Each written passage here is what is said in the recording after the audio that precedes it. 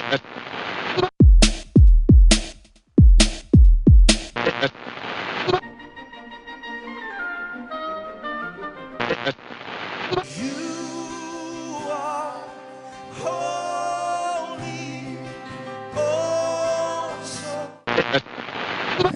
let's see, James 1:13. Let no man say when he is tempted, I am tempted of God. For God cannot be tempted with evil, neither tempteth he any man. And we already went over that. He doesn't tempt anyone.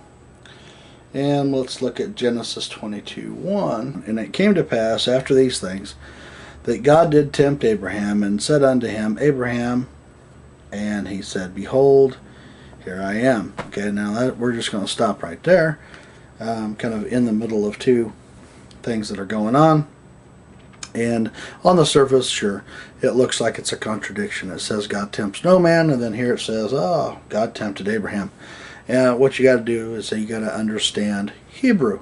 Okay, like I said before, the translation from Hebrew, which is a very poetic language, into English, sometimes you kind of you lose a little something in translation. And what he's actually saying is that God didn't tempt Abraham. What he was doing was he's putting him through a trial. Okay, there's a difference between a trial and a temptation. And but the Jewish people understand this. We Gentiles, especially in America, you know, very few people actually study the Word. We have a hard time with it. We look at things from on the surface, and we very rarely dig any deeper than that.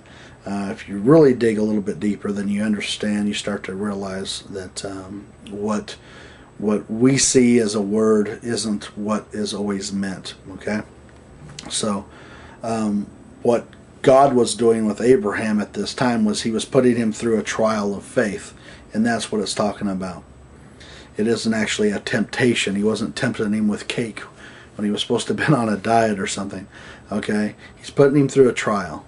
Okay, and there's a big difference. God doesn't tempt any man. Like I said, he will step back and he'll allow the devil to tempt you. But again, it's always your choice whether you move forward with that temptation or not. Even Christ says, was tempted in all ways as a man, but sinned not.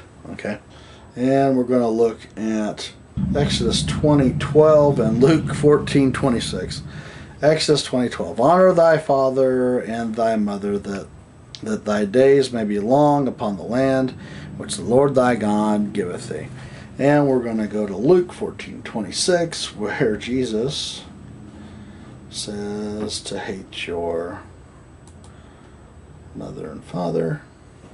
And it says, if any man come to me and hate not his father and mother and wife and children and brethren and sisters, yea, and his own life also, he cannot be my disciple. Oh, sounds like a contradiction. Honor thy mother and thy father. And then Jesus turns around and says, hate them. That's not really.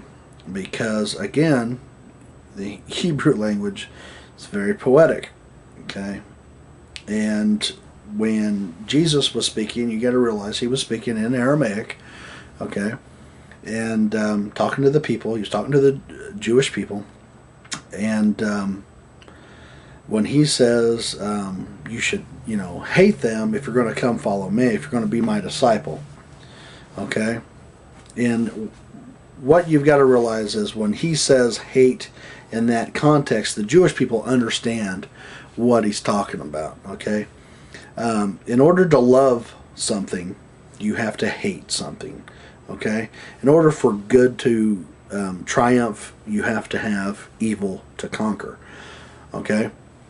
There has to be opposites. And what Jesus is saying, if you're going to be my disciple, you have to love me wholly and unconditionally. You cannot divide your loyalty between me and your mother, your father, your brothers, your sisters, your wife, your kids.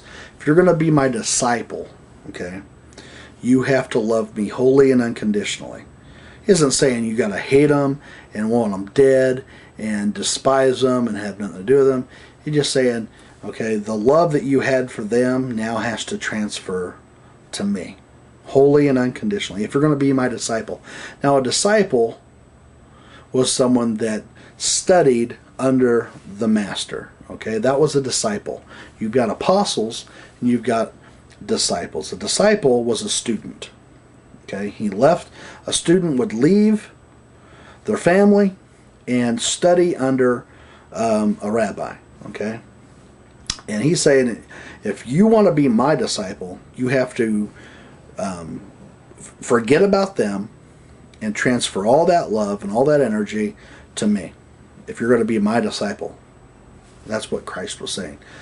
Okay, and now we're not all called to be disciples. Okay, we're not. There's very few people that can actually devote 100% of their life to serving just God and in studying the words of Jesus.